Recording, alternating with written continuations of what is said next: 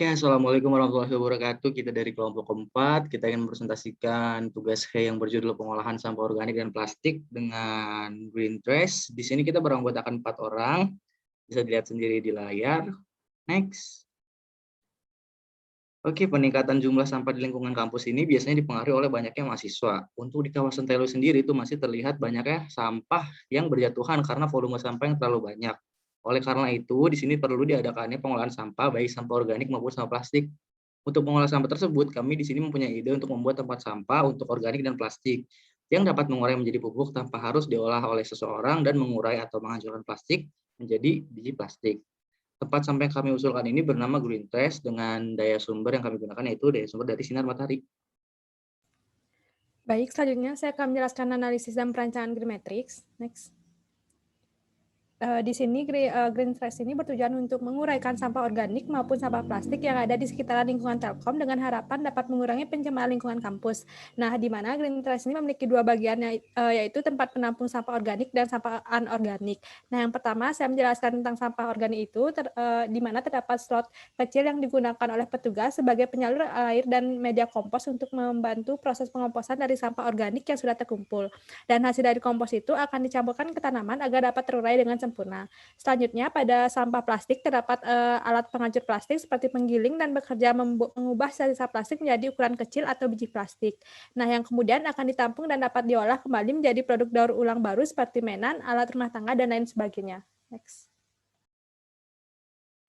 Baik, selanjutnya ada rancangan Green Matrix, yaitu ada 3 aspek. Yang pertama aspek lingkungan, yaitu berkaitan dengan pengolahan sampah yang ada di lingkungan Telkom University dan mengurangi penumpukan sampah. Untuk Green Trash sendiri tersebar di beberapa titik di wilayah Telkom.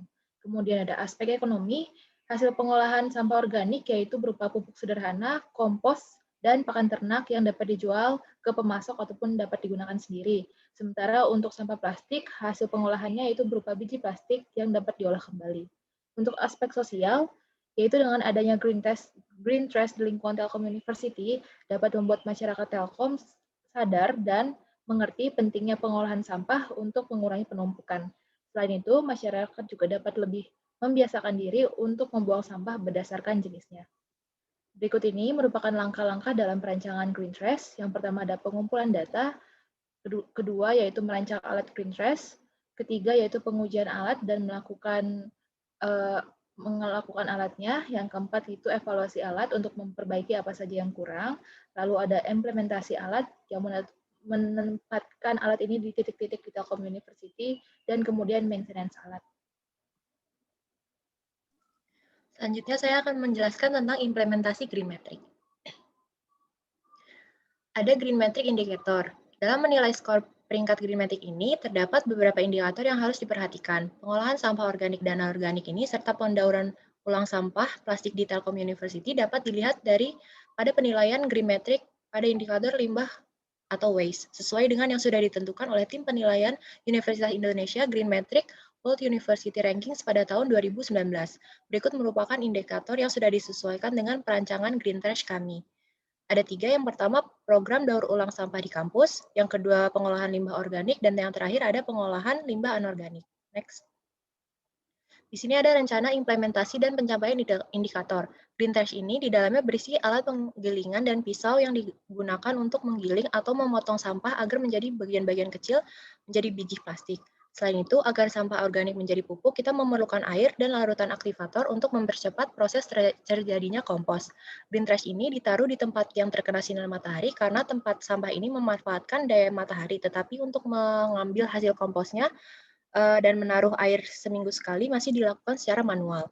Untuk mensosialisasikan tempat sampah ini, bisa dilakukan dengan cara menyebar poster yang berisi informasi tentang kelebihan menggunakan tempat sampah ini dan cara menggunakannya. Jadi penumpukan sampah di lingkungan TLU sendiri dapat membuat pencemaran lingkungan dan dapat menyebabkan banjir. Nah, Green Trash ini diciptakan nantinya untuk mengurangi penumpukan sampah dengan cara pengolahan plastik, sampah organik maupun sampah plastik. Hasil dari pengolahan sampah ini dapat memberikan nilai tambah dari segi ekonomi, sosial, dan lingkungan. Oke, sekiranya terima kasih yang bisa disampaikan dari kelompok kami. Kurang lebihnya mohon maaf. Wassalamualaikum warahmatullahi wabarakatuh.